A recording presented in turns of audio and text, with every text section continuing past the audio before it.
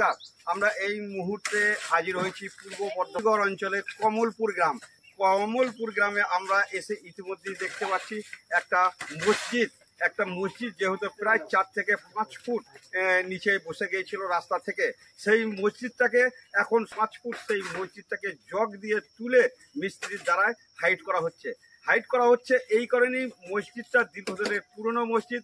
সেই মসজিদে আপাতত বিভিন্ন ডিজাইন এবং নকশা থাকার সত্ত্বেও এই গ্রামবাসীরা এই গ্রামে রাখতে চেয়েছেন, গ্রামের মুসলিম সম্প্রদায়ের মানুষরা এবং সমস্ত মুসলিম ভাইয়েরা এবং মুসলিরা এই সিদ্ধান্ত নিয়েছেন বলেই আমরা এখান থেকে জানতে পারছি।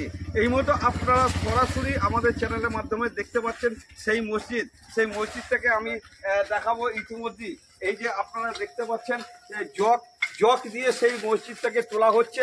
ইতিমধ্যেই দেখতে পাচ্ছেন প্রায় 4 থেকে 5 ফুট এই মসজিদ হাইট উঠে গেছে। ইতিমধ্যে আপনারা সরাসরি দেখতে পাচ্ছেন প্রিয় দর্শক MBS নিউজের মাধ্যমে সেই মসজিদ। ইতিমধ্যে দেখতে পাচ্ছেন মসজিদের কাজ চলছে, দীর্ঘ 28 দিন এই পর্যন্ত কাজ চলছে বলে স্থানীয় সূত্রে আমরা জানতে পারছি এবং এখানকার মসজিদ কমিটি এবং মিস্ত্রির মাধ্যমে আমরা জানতে পারছি।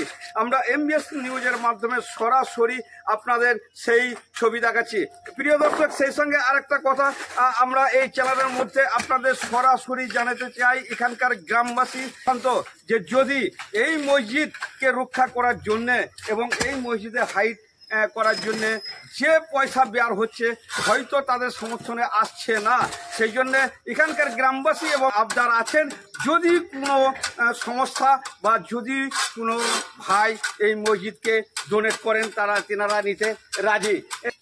মোবাইল নাম্বার হচ্ছে 798691 প্রিয় দর্শক, কেউ যদি ডোনেট করতে চান আমাদের MBS নিউজের পক্ষ থেকে সেই আবেদন।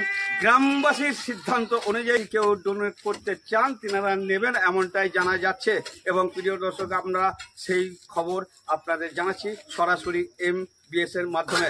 আপনারা ইতিমধ্যেই দেখতে পাচ্ছেন যে আধুনিকরণ যুগে যে মসজিদ মাটির নিচে পড়েছেন মিস্ত্রিরা জগ দিয়ে 28 দিনের কাজ চলছে। ইতিমধ্যে আমরা সেই খবর জানতে পারছি। দেখতে পাচ্ছেন পূর্ব বর্ধমান জেলা সরাটিগড় অঞ্চলে কমলপুর গ্রামের মসজিদ। এই কমলপুর গ্রামের মসজিদে দীর্ঘ 28 দিন ধরে কাজ চলছে, এখনো চলবে এবং এই মসজিদ নিচেই বসে গিয়েছিল, জগ দিয়ে তোলা হচ্ছে বলে সেই ছবি আপনাদের দেখাচ্ছি MBS এর মাধ্যমে। সাংবাদিক ফয়জুল শেখ, নমস্কার।